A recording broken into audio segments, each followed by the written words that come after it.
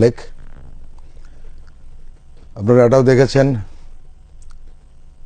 যে জানাজার আগ মুহূর্তে দলের স্থায়ী কমিটির সদস্য নজরুল ইসলাম খান বেগম খালেদা জিয়ার সংক্ষিপ্ত জীবনী পাঠ করে শুনিয়েছেন এবং তিনি কিছুটা আবেগ আপ্লুত হয়ে পড়েছিলেন এবং জানাজার নামাজ অনুষ্ঠিত হলো। তার জানাজার নামাজ পড়ালেন জাতীয় মসজিদ বায়তুল মোকাররমের খতিব মুফতি মোহাম্মদ আব্দুল মালেক। এবং আমরা এই মুহূর্তে যেটি দেখতে পাচ্ছি যে ইসলামিক বক্তা মিজানুর রহমান আজহারি তিনিও আসলে খাটিয়া তুলে নিচ্ছেন বেগম খালেদা জিয়ার,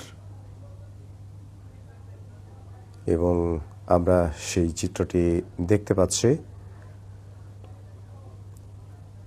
তিনবারের প্রধানমন্ত্রী, বাংলাদেশের প্রথম নারী প্রধানমন্ত্রী, তার মরদেহ এই মুহূর্তে নিয়ে যাওয়া হবে